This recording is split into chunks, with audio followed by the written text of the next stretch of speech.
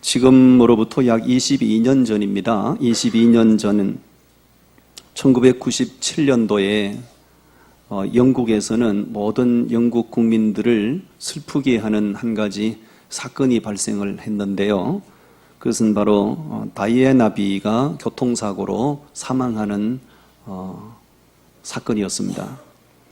이 다이애나 비는 모든 영국 국민들로부터 아주 열렬한 지지와 성원을 받던 그런 왕비였죠.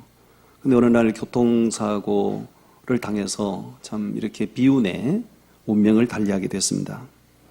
그때 모든 영국 국민들이 슬퍼하고 비통해하고 그랬었죠.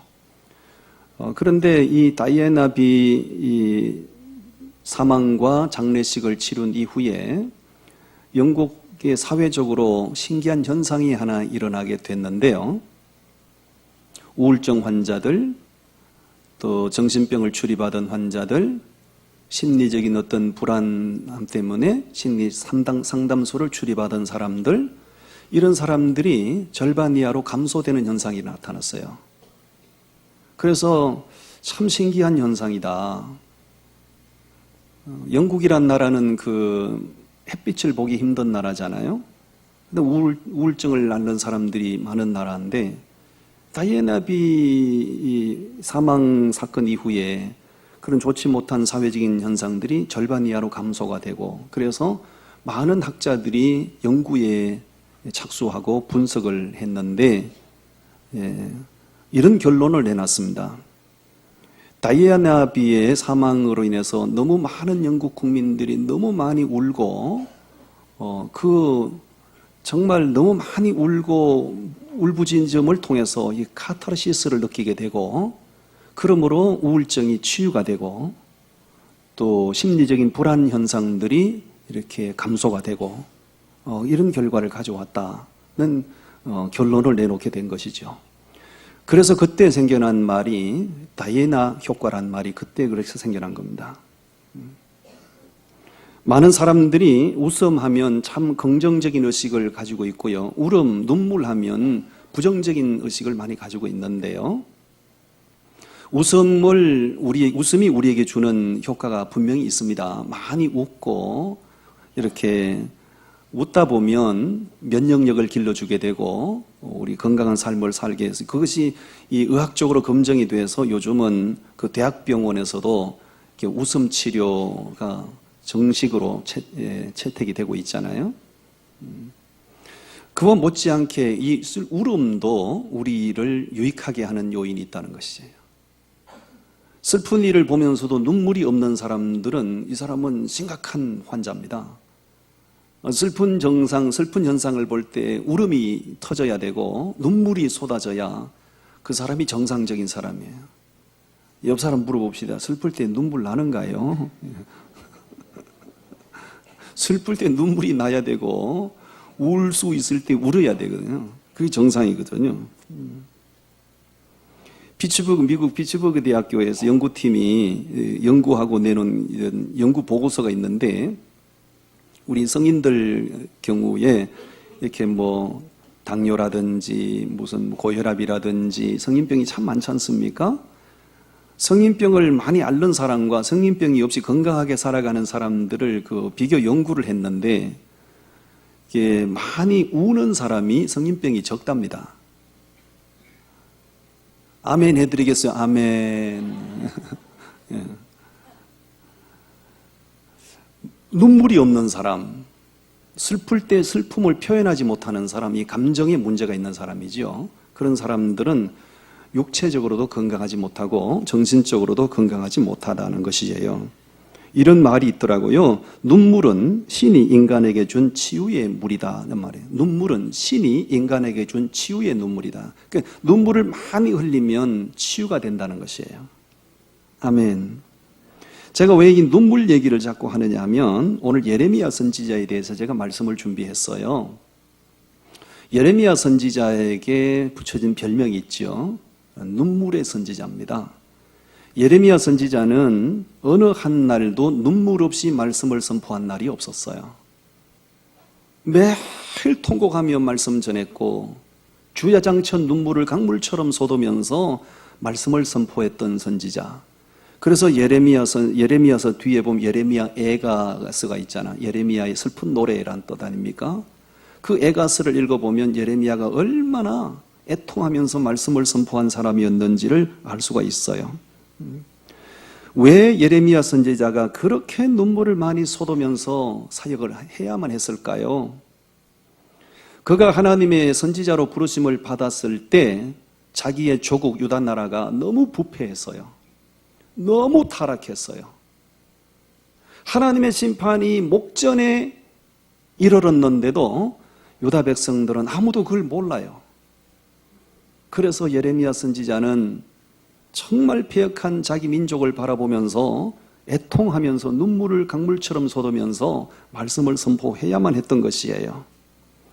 오늘 읽은 본문 3절을 좀 보시겠어요? 우리 3절을 같이 좀 읽어보십시다. 시작. 요시야의 아들 유다의 왕 여호야김 시대부터 요시야의 아들 유다의 왕 시드기야의 11년 말까지 곧 5월에 예루살렘이 사로잡혀 가기까지 임하리라. 아멘. 이 유다 나라가 바벨론 제국에 이제 침략을 받아서 패망을 당하게 되고, 나라가 패망할 때 마지막 유다 나라를 다스리던 왕이 시드기야 왕이죠. 시드기야 왕이 나옵니다. 시드기야 왕이 바벨론 군대가 침략해 왔을 때 이 시드기야 왕이 두 눈이 뽑히죠. 두 눈이 다 뽑히고 쇠사슬에 굴비 엮이듯이 엮여서 바벨론으로 끌려가는. 그러니까 이 예레미야는 자기 조국이 패망하는 것을 두 눈으로 목격한 사람이에요. 자기가 모시던 자기 나라 왕이 두 눈이 뽑혀가지고 끌려가는 모습을 목격한 사람이에요. 그러니까 이 예레미야 선지자는 눈물 없이는 말씀을 선포할 수가 없었던 것이지요. 오늘 제가 예레미야 선지자는 참 이 사람은 인간적으로 보면 참 불행한 사람인데, 근데 하나님은 이 예레미야 선지자를 너무 귀한 사람으로 여기셨다는 것이에요. 왜 하나님이 그를 그렇게 귀한 사람으로 여기셨는가? 세 가지를 제가 정리해서 말씀을 드리겠어요. 첫 번째는 이 사람은 하나님이 자기를 왜 부르셨는지 사명을 깨달은 사람이에요. 우리 그 말씀을 보십시다. 4절과 5절 말씀인데 우리 4절 5절 말씀을 같이 읽어봅니다. 시작. 여호와의 말씀이 내게 임하니라. 이르시되 내가 너를 모태에 짓기 전에 너를 알았고 네가 배에서 나오기 전에 너를 성별하였고 너를 여러 나라의 선지자로 세웠노라 하시기로. 아멘. 자, 1절을 읽으시겠습니다. 1절 말씀 시작. 베냐민 땅 아나돗의 제사장들 중 hil기야의 아들 예레미야의 말이니라. 예레미야는 그 당시 유다 나라에서 유명한 제사장 hil기야의 아들로 태어났습니다. 그러니까 모태신앙으로 지금으로 말하면 모태신앙으로 태어난 사람이고, 자기 아버지가 누구라고요? 유다 나라에서 유명한 제사장, 평범한 목회자가 아니고 유명한 목회자의 아들로 모태신앙으로 태어났습니다. 예레미야는 자기가 아무것도 모르고 이 세상에 태어났고 그냥 태어나서 성장을 하고 있는데, 어느 날 그가 철이 들 때쯤 하나님께서 예레미야를 부르셔요. 부르시면서 충격적인 말씀을 하시는 거예요. 무슨 말씀 하시는 거죠? 5절 말씀. 너가 너 어머니 배 속에 잉태되기 전에 나는 너를 이미 알았다. 너가 어머니 배에서 태어나기 전에 나는 이미 너를 택했다. 아멘 할 일이 아니에요, 여러분. 왜 아멘 할 일이 아니냐면 5절 말씀 다시 읽어요. 5절 말씀 시작. 내가 너를 모태에 짓기 전에 너를 알았고 네가 배에서 나오기 전에 너를 성별하였고 너를 여러 나라의 선지자로 세웠노라 하시기로. 무엇을 위하여 그를 택하고 부르셨다는 거예요? 선지자로 서기 위하여 너를 택했고 불렀다는 거예요.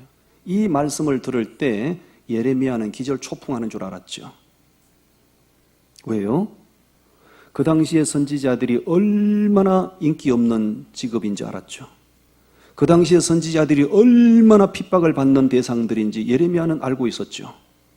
왜냐하면 선지자들은 늘 하나님의 말씀을 선포하다 보니 너무너무 백성들의 눈밖에 드러나게 되고 미움의 대상이 되고 심지어는 막 정오의 대상이 됐잖아요.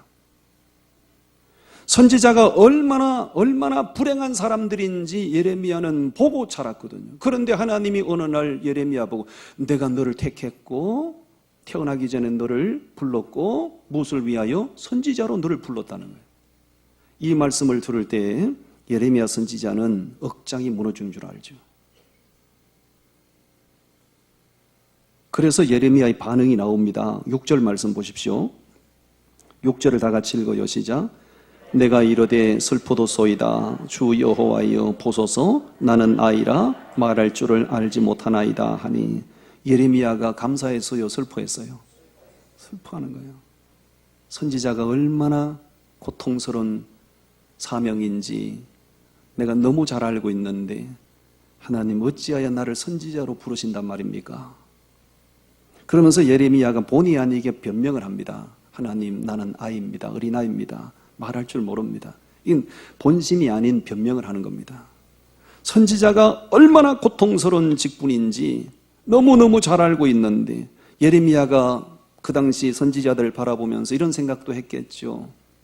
나는 빌어먹고 살아도 선지자는 안 해야 되겠다. 이런 생각도 했겠죠. 세상에 내가 다른 건 다 해먹고 살아도 선지자는 하면 안 되겠다. 이런 생각했겠죠. 그런데 하나님이 어느 날 예레미야 보고 내가 너를 선지자로 불렀다. 그러니까 예레미야가 충격을 받을 수밖에요. 그래서 슬픔에 빠진 거예요. 슬픔에 빠진 거예요. 예레미야가 너무 슬퍼하니까요. 하나님께서 예레미야에게 위로의 말씀을 주십니다. 우리 8절 말씀을 다 같이 읽어보십시다. 시작. 8절 시작. 너는 그들 때문에 두려워하지 말라. 내가 너와 함께하여 너를 구원하리라. 나 여호와의 말이니라 하시고. 아멘. 예레미야가 얼마나 슬퍼하고 얼마나 두려워하고 얼마나 안절부절하니까요. 하나님께서 예레미야 보고 위로를 하시는 거예요. 사랑하는 종아 두려워하지 말라. 내가 너를 불렀기에 내가 너와 함께한다. 이 하나님의 격려의 말씀, 이 하나님의 위로의 말씀을 듣고 예레미야 선지자는 용기를 냅니다.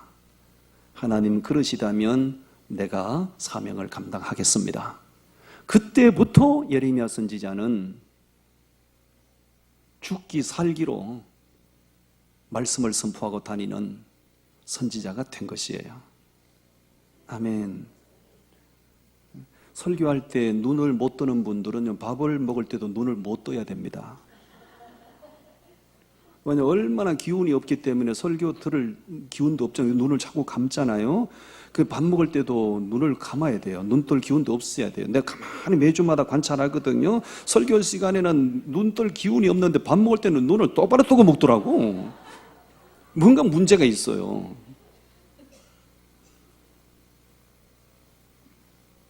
나는 지금 굉장히 중요한 얘기하고 있는데 자기는 하나도 안 중요한 얘기처럼 들으니까 그냥 축도로 마치고 싶다. 여러분, 예레미야의 심정을 우리 자신을 그 당시 예레미야 입장에다 세워놓고 나면, 세워놔 보면 이해가 됩니다.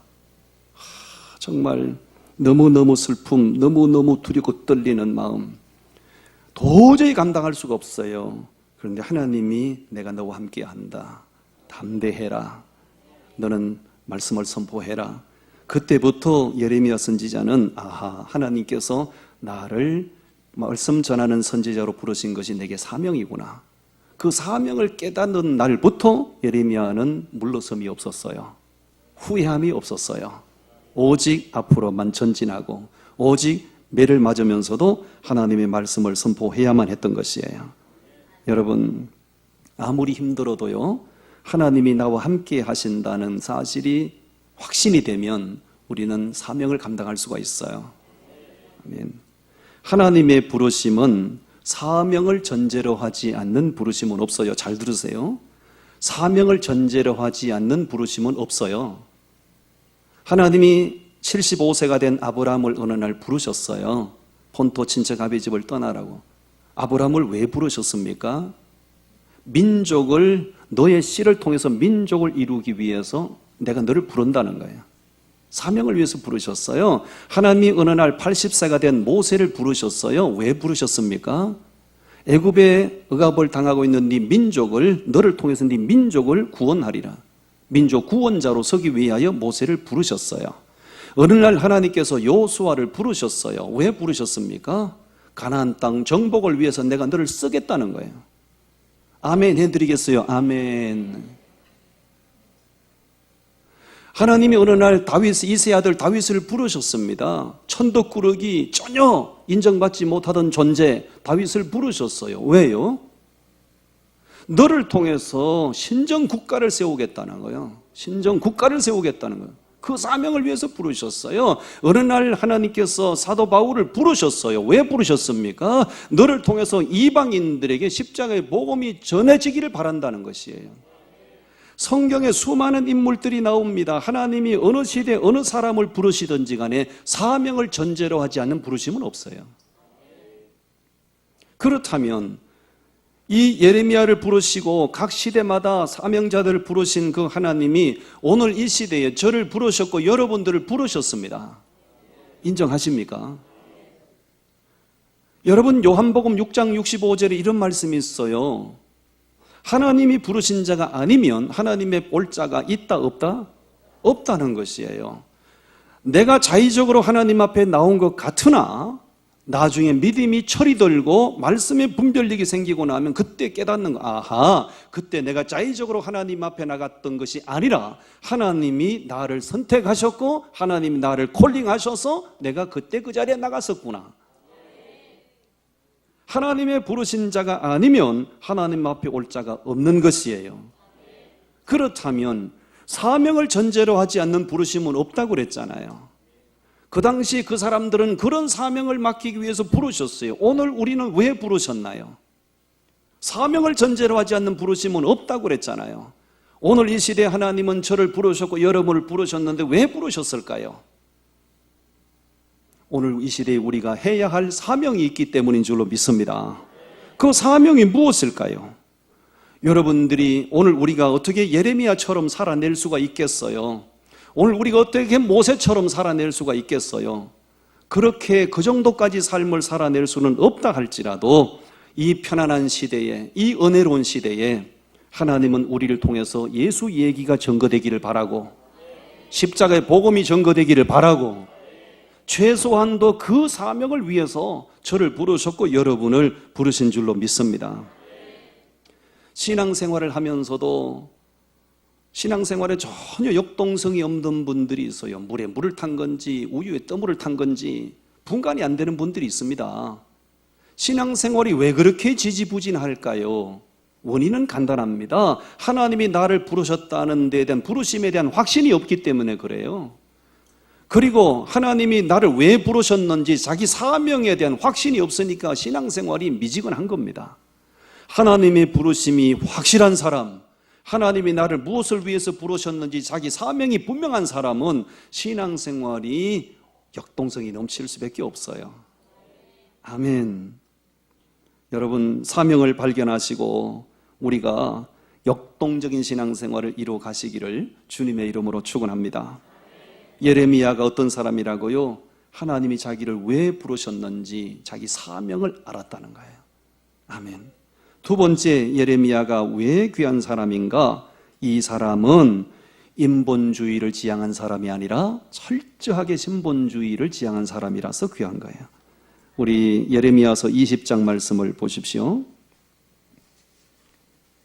예레미야서 20장 말씀 1절과 2절 말씀을 우리 다 같이 읽어보십시다. 20장 1절 2절 말씀 시작. 임멜의 아들 제사장 바스훌은 여호와의 성전의 총감독이라. 그가 예레미야의 이 일 예언함을 들은지라. 이에 바스훌이 선지자 예레미야를 때리고 여호와의 성전에 있는 베냐민 문 위청에 목에 씌우는 나무 고랑으로 채워 두었더니. 아멘. 오호. 예레미야 선지자가 자기 사명을 깨달은 날부터 나가서 추야로 다니면서 심판의 메시지를 선포하잖아요. 회개의 메시지를 선포하잖아요. 더 이상 이렇게 살아서는 안 됩니다. 회개하십시오. 하나님께로 돌아오십시오. 하나님의 심판이 문 앞에 이르렀습니다. 이런 말씀을 선포하고 다니니까요, 백성들이 괴로워 못 견디는 거예요. 그러니까 지금으로 말하면 청와대에다 민원을 막 넣은 거죠. 저놈의 예레미야 선지자 때문에 우리가 너무너무 괴롭다. 예레미야 선지자 입을 좀 닫아버리게 해달라. 민원을 제기한 거지요. 그러니까 1절 말씀에 누구를 통해서 예레미야를 때립니까? 그 당시 예루살렘 성전의 총감독 바서울, 선지자들 가운데 총감독이면 굉장히 지위가 높은 사람이잖아요. 이 바서울 총감독이 예레미야를 소환했어요. 예레미야를 불러다가 뭐 했습니까? 2절 말씀에 예레미야를 때렸잖아요. 때리고 예레미야를 감옥에 가둡니다. 감옥에 가두어서 어떻게 해요? 여러분 춘향전에 보시면 변사또의 수청을 거절하다가 춘향이가 감옥에 들어가잖아요. 감옥에 들어가서 춘향이가 어떻게 있어요? 예, 그 있죠. 예, 그런 거. 예, 나무 목을 이렇게 내놓고 꼼짝도 못하도록. 왜 춘향이가, 이쁜 춘향이가 왜 감옥에 들어가서 이렇게 나무 고랑을 목을 내놓고 이렇게 됐습니까? 변사또의 수청을 들으려고 거절하니까. 그리고 순환을 당하는 거 아니에요? 지금 예레미야 선지자가 무슨 잘못이 있어요? 예레미야 선지자가 어제도 오늘도 내일도 그가 선포한 말씀은 자기 생각을 전하는 게 아니잖아요. 하나님이 주신 말씀을 대언한 거예요. 그런데 핍박한 예레미야 선지자가 다 당하는 거예요. 감옥에 때려 얻어맞고 감옥에 들어가서 이 나무 고랑을 채워가지고 이런 수치, 이런 수모를 당하는 거예요. 여러분, 옛말에 이런 말이 있잖아요. 듣기 좋은 꽃노래도 몇 번이라? 한두 번이란 말이 있어요. 듣기 좋은 꽃노래도 자꾸 듣다 보면 진력이 나는 법이잖아요. 하물며 예레미야 선지자가 맨날 심판 얘기하잖아요. 맨날 책망 설교하잖아요. 맨날 하나님의 저주를 말씀하잖아요. 그러니까 이 백성들이 그런 메시지를 듣고 깨닫고 돌이키면 자기들이 살 것인데, 하나님의 말씀을 듣기 싫다고 해서 받아들이질 않아요. 예레미야 선지자를 모함해요. 예레미야 선지자가 감옥에 갇혀요. 매를 맞았어요. 정말 가슴 아픈 일이죠. 만약에 예레미야 선지자가 백성들이 들을 때 아무 감정이 없을 평범한 메시지를 전했다면 이런 일을 당할까요? 맨날 그들의 귀를 즐겁게 하는 메시지를 선포하고 다녔다면 이런 고통을 당할까요? 맨날 그들의 감성을 자극시키는 그런 고상한 설교를 하고 다녔다면 이런 아픔을 당할까요? 예레미야도 사람인지라 그들이 듣기 좋은 소리를 하고 싶었겠죠. 내가 이 메시지를 전할 때 저들이 내게 얼마나 격하게 반응할 것인지 예레미야도 알았죠. 그렇지만 예레미야 선지자는 그들이 어떻게 격하게 반응할지라도 하나님이 그 말씀 전하라고 하니까 전하는 거예요. 그게 선지자예요. 선지자는 백성들이 듣고 싶은 소리를 전하는 사람이 선지자가 아니에요. 하나님의 선지자는 하나님이 원하시는 말씀을 선포하는 사람이에요. 아멘. 나는 이 말씀을 묵상하면서 참 감사하더라고요. 내가 산창교회 와가지고 지금 횟수로 9년 차가 됐는데 그동안 여러분 기분 나쁜 소리도 가끔 했을 건데 나를 안 잡아가둬서 감사해요. 나를 때린 사람이 아무도 없다는 걸 생각할 때 감사하더라고요.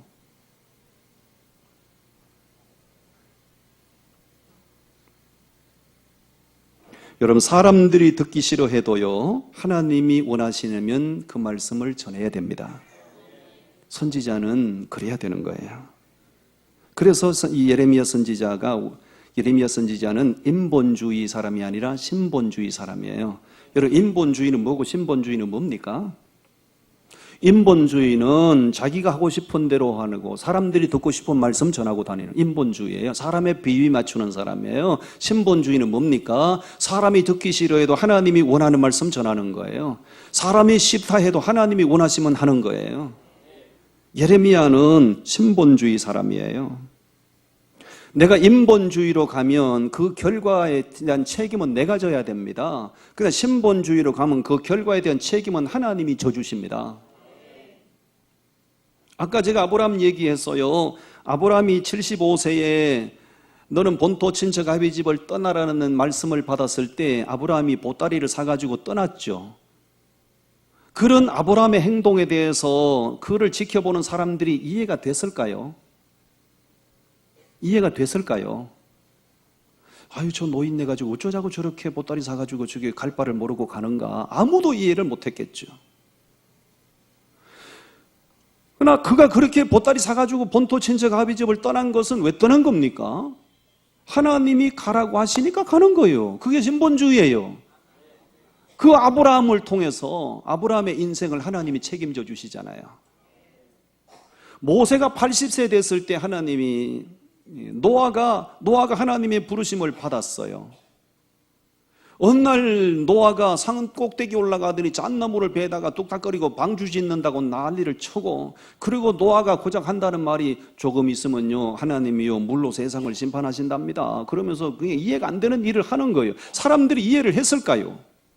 아무도 이해를 못합니다. 저 양반이 지금 미쳤나 돌았나, 저 양반이 멀쩡한 밥 먹고 왜 저런 짓을 하는 거야. 아무도 이해를 못했어요. 그러나 노아가 왜 그런 일을 하는 겁니까? 하나님이 하라고 하니까 하는 거예요. 노아의 인생의 책임을 누가 져줬습니까? 하나님이 져주셨어요. 인본주의는 자기가 원하는 대로 하니까 자기가 책임져야 돼요. 신본주의는 하나님이 시키는 대로 하니까 하나님이 책임집니다. 아브라함의 조카 롯에 대해서 아시죠? 아브라함하고 관계가 불편해서 이제 두 사람이 이렇게 헤어져야 될 시점에 이르렀습니다. 롯이, 아브라함이 먼저 선택권을 주잖아요. 롯이 눈을 들어 소활성을 바라보니 물이 넉넉하고 초목이 무성하고, 그래서 그 소활성을 선택해서 떠나죠. 그런 롯의 선택에 대해서 사람들은 어떤 평가를 했을까요? 기발한 선택을 했다, 탁월한 선택을 했다, 멋진 선택을 했다고 다 생각했겠죠. 왜? 물이 넉넉하고 초목이 무성하니까요. 그런데 그 롯의 그 소활성을 선택하고 그곳으로 떠나기까지 하나님의 생각이 뭔지 고려를 한 적이 있나요? 롯은 그 중요한 결정과 선택을 하면서 하나님의 뜻이 무엇인지를 한 번도 묻는 자세를 가진 적이 없어요. 자기 기준에 따라서 그렇게 선택해서 간 거죠. 결과가 어떻게 됐습니까? 롯의 결과는 비참하게 됐고, 롯의 결과는 하나님 책임지지 않았어요. 여러분, 우리는 이 오늘 본문에 나오는 이 예레미야 선지자의 모습을 보면서 철저하게 우리는 신본주의의 사람이 되어야 됩니다. 여러분도 그러셔야 되겠지만 특히 영혼을 맡고 있는, 책임지고 있는 목회자, 말씀을 선포해야 되는 목회자는 더더군다나 그래야 됩니다. 때로는 이런 갈등이 있어요. 제 안에 말씀을 준비하고 수없는 말씀을 선포하다 보니 오늘 이 말씀을 전하면 누군가 저 사람 반드시 걸려들 것 같아요. 이 말씀을 전하면 누군가 저 사람 반드시 마음에 좀 상처를 받을 것 같아요. 막 갈등을 합니다. 목회자만 가슴앓이를 합니다. 하나님, 이 말씀 전하면 그 사람이 걸리는데, 이 말씀 전하면 저 사람이 걸릴 것 같은데요, 어떻게 할까요? 갈등을 합니다. 결론은 저 사람 눈치도 보지 말고 저 사람 눈치도 보지 말고 하나님의 말씀이 그런 말씀대로 전해라는 거예요. 아멘. 이 말씀 전했을 때 저 사람이 마음에 상처를 받고 심지어는 막 시험에 들 수도 있겠지요. 그러나 그것은 내가 책임질 바가 아니에요. 그거는 하나님이 책임지실 거예요. 아멘. 여러분, 저를 위해서 기도해 주십시오. 신본주의 목회자가 되도록 기도해 주십시오. 사람의 눈치나 살피고 사람 비위나 맞추는 그런 목회자가 저는 되기 싫어요. 5절, 6절, 20장 5절, 6절 한번 읽어보실까요? 5절, 6절 읽어보십시다. 시작. 내가 또 이 성읍의 모든 부와 그 모든 소득과 그 모든 귀중품과 유다 왕들의 모든 보물을 그 원수의 손에 넘기리니 그들이 그것을 탈취하여 바벨론으로 가져가리라. 바소우라, 너와 네 집에 사는 모든 사람이 포로 되어 옮겨지리니 네가 바벨론에 이르러 거기서 죽어 거기 묻힐 것이라. 너와 너의 거짓 예언을 들은 네 모든 친구도 그와 같으리라 하셨느니라. 아이고야, 예레미야 선지자가요, 자기를 때리고 감옥에 가둔 그 총감독 있잖아요. 그 감독을 보고 막 저주를 퍼붓는 거예요. 당신이 나를 입을 막고 메시지를 못 전하게 합니까? 하나님이 살아계십니다. 하나님 당신을 바벨론의 포로로 끌려가게 하시고 당신 집안 쫄딱 망하게 할 겁니다. 이거는요, 신본주의가 분명하지 않으면 이 말씀 못 전하죠. 저는 제가 신본주의 목회자가 돼야 될 뿐만 아니라 한국교회 목회자들이 전부 신본주의 목회자들이 돼야 합니다. 그래야 교회가 살고요, 교회가 살아야 민족을 살릴 수 있어요. 여러분, 과거에 주기철 목사님이, 손양원 목사님 같은 분들이, 순교자들이 언제 사람 비율을 맞췄습니까? 그분들이 왜 선교자가 됐습니까? 사람의 눈치 보고 사람의 비율을 맞췄더라면 그분들은 순교 안 당했을 거예요. 신본주의 목회자였기 때문에 순교의 제물이 된 거예요. 아멘. 마지막 세 번째 소개하겠습니다. 26장에서 볼 수 있는데, 이 예레미야 선지자는 하나님의 말씀에 목숨을 거는 사람이었어요. 26장으로 가서 보십시다.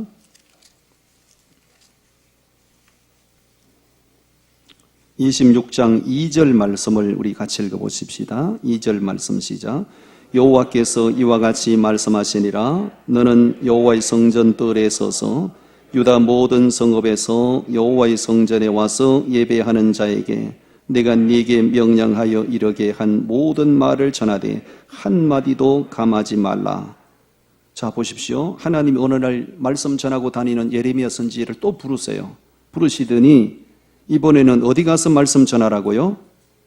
성전 뜰에 서서 말씀 전하라는 거예요.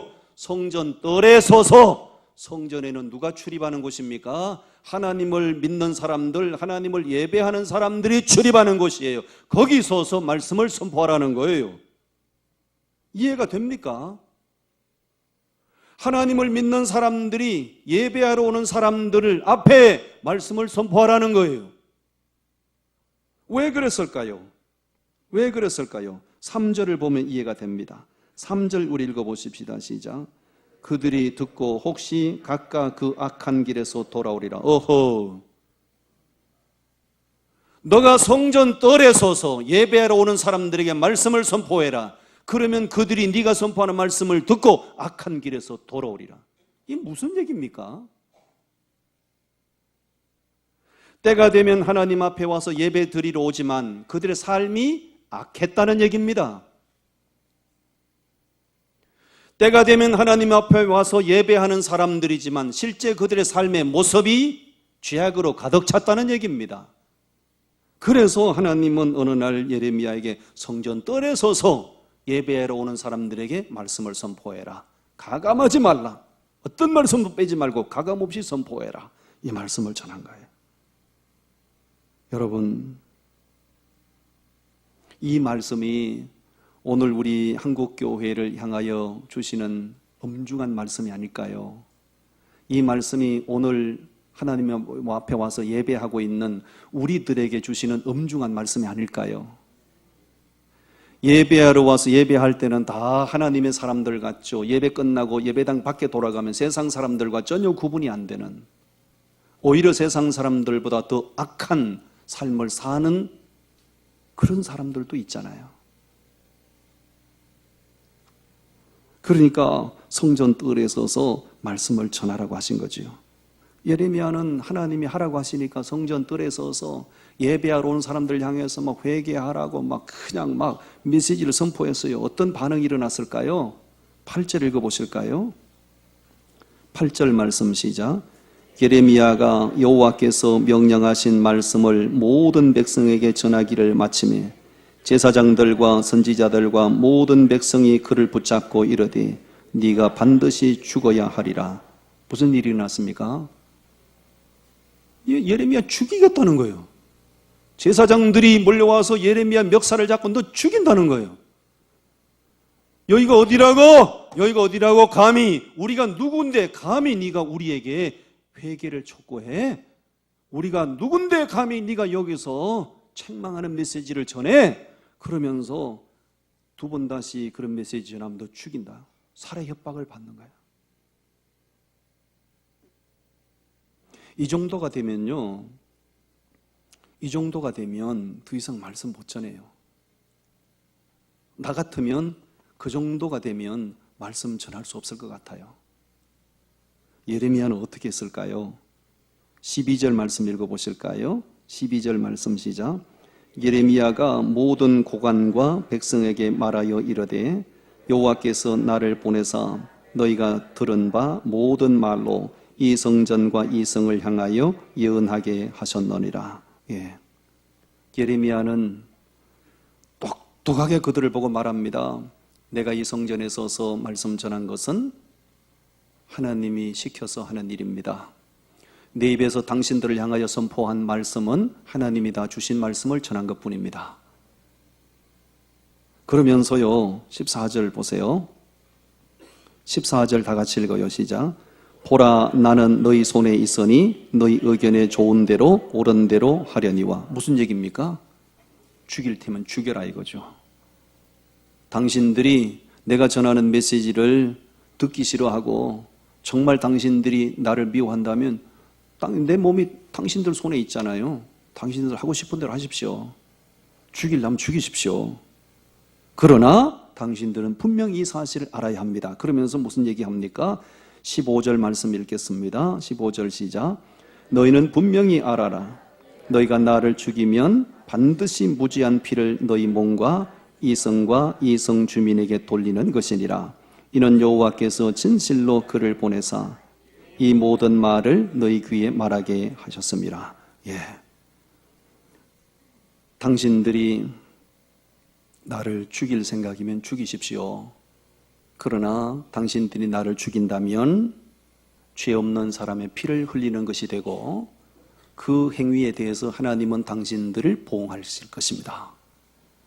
그러니까 이 정도가 되면 예레미야 선지자는요, 말씀에 목숨을 거는 사람이에요. 말씀에 목숨을 걸어야 돼요. 하나님의 말씀은 타협의 대상이 아니에요. 하나님의 말씀은 캐논, 원칙이에요. 기준이에요. 우리가 말씀에 맞춰가려고 해야지 말씀을 내게 끌어다 맞추려고 하면 안 돼요. 저를 위해서 기도하십시오. 말씀에 목숨 거는 목사가 돼야죠. 담대함이 없이는요, 사역이 안 되는 것 같아요. 전 신학교 다닐 때 매주 목요일이 되면 진짜 몸서리 치도록 싫었어요. 목요일이 그렇게 싫었어요. 왜냐하면 매주 목요일이 되면 전교생이 함께 모여서 채플 예배를 하고 그리고 하루 종일 노방전도하러 가야 돼요. 노방전도하러 가야 돼요. 그때 제가 제일 많이 갔던 곳이 영등포 역전하고 서울 역전하고 강남 고속버스 터미널로 많이 갔어요. 일부러 막 그쪽으로 막 내모는 거예요. 가면 3인 1조가 돼요. 3인 1조. 한 사람은 마이크 잡고 외쳐야 돼요. 한 사람은 외치는 사람 무릎 앞에 무릎을 꿇고 맨바닥에 무릎을 꿇고 기도해야 돼요. 한 사람은 전도지를 배포해요. 3인 1조. 제가 그거 하게 생겼습니까? 나는 원래 소심한 사람이라 여자들 앞에 밥도 못 먹는 사람인데 지금 많이 타락해가지고 여자들 앞에 안 줬으면 못 먹고 없었으면 못 먹고 지금 많이 먹어요. 그 당시에는 그랬습니다. 3인 1조가 돼가지고 이제 그걸 이제 마이크 잡고 외치는 사람, 무릎 꿇고 기도하는 사람, 전도지 돌리는 사람. 요게 이제 돌아가면서 해야 되거든요. 한 10분, 20분 정도 마이크 외치면 그 사람 또 무릎 꿇고 무릎 꿇은 사람이 일어나서 마이크 잡고 외쳐야 돼요. 내 스타일이 안 맞는 거예요, 이게. 내 스타일에 소심한 나로서는 이게 안 맞는 거예요. 나 그때 진짜 누가 목요일을 만들어가지고 나를 이렇게 욕보이나, 목요일은 달력에서 빼버리면 좋겠다, 뭐 이런 생각을 많이 했죠. 그러나 그걸 안 할 수가 없어요. 그걸 해서 레포트를 내야 학점이 나오니까, 졸업을 하니까 어쩔 수 없는 거예요. 그때 제가 진짜 몸서리 치도록 싫었지만은 그걸 할 때마다 내가 체험을 한 것이 있어요. 그게 뭐냐면 딱 무릎을 꿇고 기도하고 마이크를 잡으면 나도 모르게 준비도 안 된 메시지가 막 나오는 거예요. 한번 흉내 내볼까요? 사랑하는 형제 자매 여러분, 오늘 여러분들은 어디를 향하여 가십니까? 목포를 가십니까? 광주를 가십니까? 대전을 가십니까? 여러분들 어디로 가십니까? 그러면서 쫙 일장 연설을 합니다. 요즘 같으면 못할 것 같아요. 그때는 졸업을 해야 되니까 그걸 한 거죠. 근데 외치다 보면 준비도 안 된 메시지가 이 속에서 막 나오는 거예요. 하나님이 주신 감동을 따라서 막 외치고 나면 돌아서는 발걸음이 그렇게 통쾌한 거예요. 하나님의 사역은 담대함이 없이는 못해요. 담대함. 괜히 전도, 축구전도 가보면 축구전도 이제 집집마다 방문해 이제 전도지 돌리러 가잖아요. 전도지 이 집에 갈 때 기도하잖아. 하나님, 오늘 이 집에 아무도 없게 하옵소서. 하나님, 오늘 이 집에 초인종을 눌렀을 때 제발 아무도 없게 하시고 아무도 나오지 말게 하옵소서. 왜 괜히 마음에 부담감이 있잖아요. 전도할 때는 담대함이 필요하고요. 하나님의 말씀 전할 때는 더더욱 담력이 필요해요. 이 사람 눈치 보고 저 사람 눈치 보고 뭐 어떻게 말씀 전해요? 나는 하나님이 시키는 대로 그냥 말씀 전하는 것 뿐이고, 뭐 은혜 받을 사람 은혜 받고 삐질 사람 삐지고 뭐 그런 거지 뭐 어떡하겠어요 그건. 그 결과는 하나님이 책임지시는 거예요. 여러분, 제가 은퇴하는 그날까지 하나님 스타일로 목회하도록 기도해 주세요. 아멘. 기도하겠습니다. 하나님 아버지 감사합니다.